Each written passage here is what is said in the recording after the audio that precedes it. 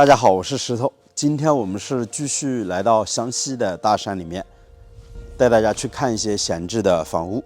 那我身处的这个地方呢，是一个小山头，整个山头呢有80多亩的一个荒地。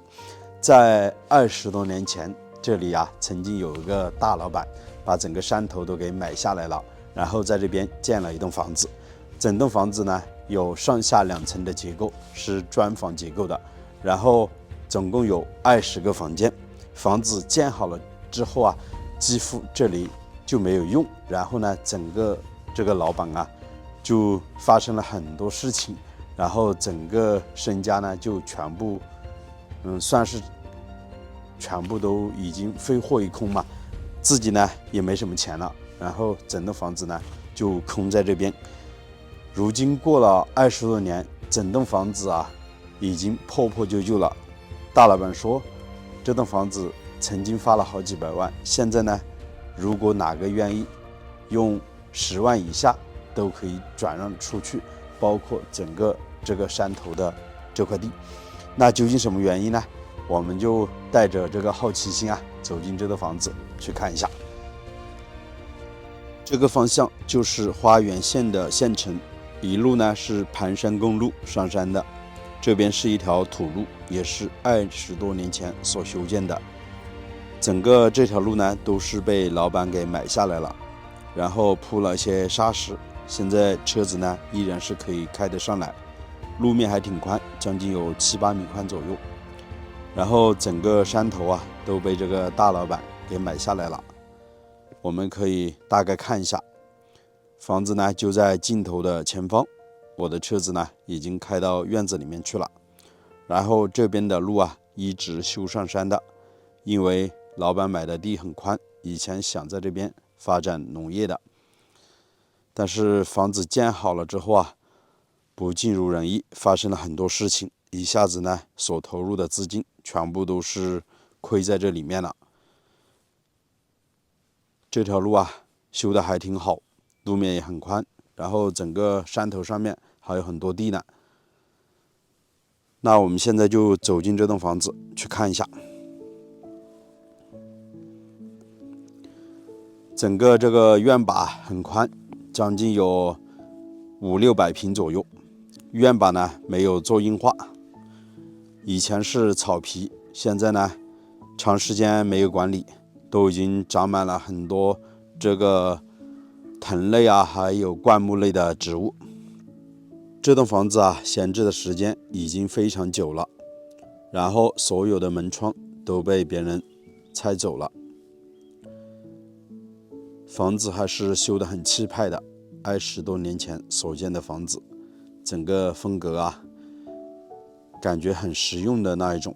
以前估计是在这边应该修的一些卧室，还有办公的一些场所。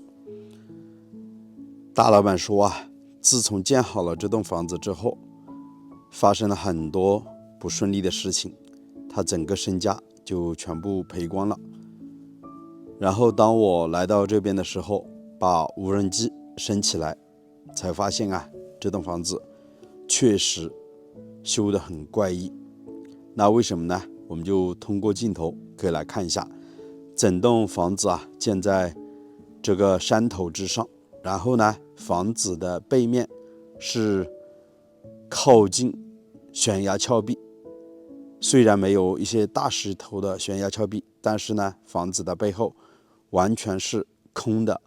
然后呢我们农村有这样的一个说法，建房子要有靠山，如果这栋房子没有靠山的话，就显得孤零零的。那这栋房子呢刚好印证了农村说的那句话，房子的背后无依无靠。我们通过镜头可以看到背后是很深的一个峡谷，然后呢整栋房子几乎是建在这个悬崖峭壁之上。我也看了这栋房子的朝向呢是坐南朝北，如果这栋房子给它换一个朝向，也就是坐西朝东的位置，就是我现在镜头所给大家看到的，从这个朝向看出去的话，那这栋房子呢背后就有靠山了，那可能所有的结果就不一样了。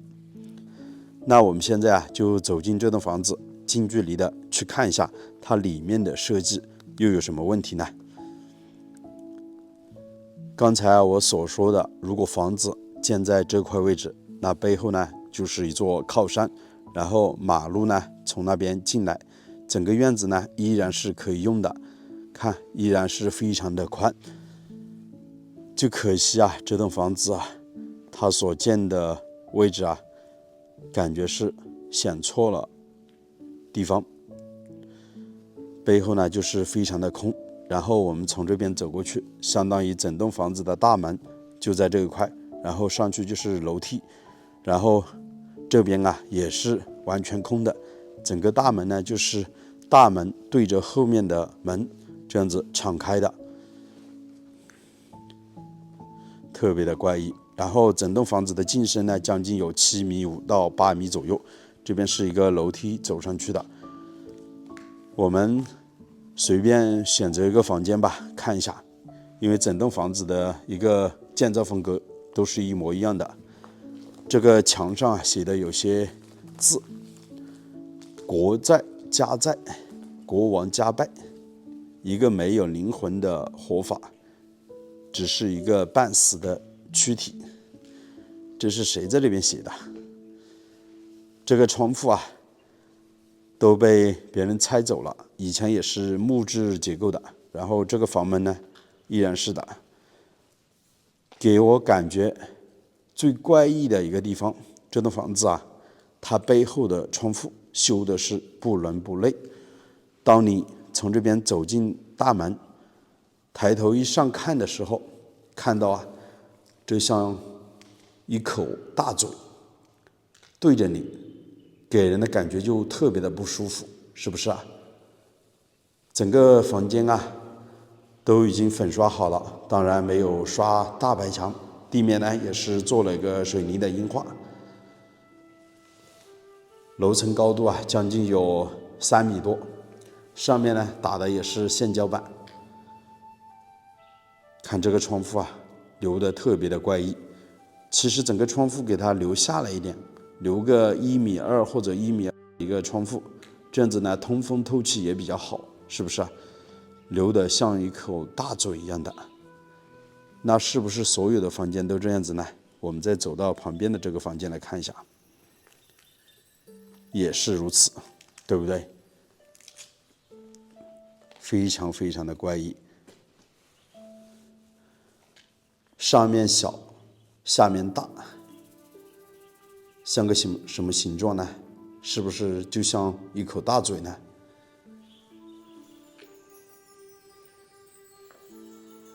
这边现在堆了一些柴火，然后这个房间也是如此，所有的窗户都是这么留的。整个房间将近有20多个平方左右。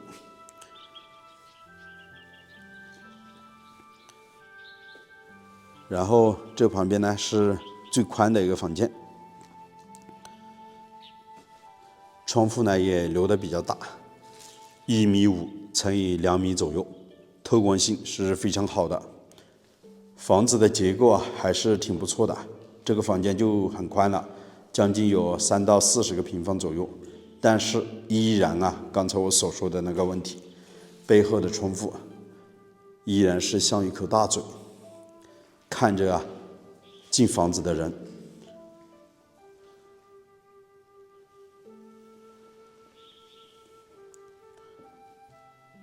这一排过去，整个上下2层的结构，然后有20个房间，太可惜了。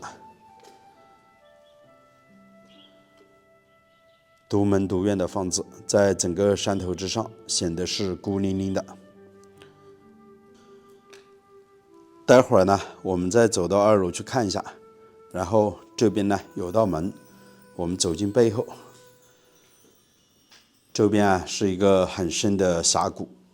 刚才我说的这栋房子没有靠山，就是如此。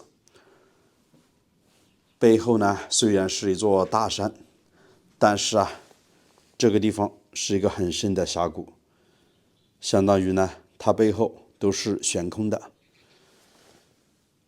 在这边啊，还有一个应该是食堂吧，里面还有一间空出来了，外面这一间比较宽一些，我们就不走过去看了。这栋房子如果真的是犯了一个草向的话，背靠着大山，然后两边呢都有副山，这样子可能会比它这样子建要好许多。那我们现在走到2楼去看一下。这边啊，楼梯做好了之后，栏杆都没有来得及做，整个这个老板家里啊，就发生了很多事情，看对不对？其实这栋房子建好了之后，几乎是没有用，就这样子了。光建房子的费用啊，在20多年前都花了20-30万左右，然后买下整个山头又花了一些钱，还有修了整个上山的这条路。这边距离村子啊，将近有500-600米，距离花园县城有8公里。这个位置啊比较高，所以呢用砖砌了一个护栏，然后整个2楼的位置也都没有做栏杆的。也不知道以前做了没有，可能也做好了，只是别人把这个栏杆啊都拆走了。其实房屋的结构是非常好的，全部都是混凝土还有砖，给它稍加的修缮，重新做窗户，完全是可以利用的，非常宽啊。然后这边2楼的房间，这个啊就没有留窗户了。我们就随便选择2-3个房间给大家看一下。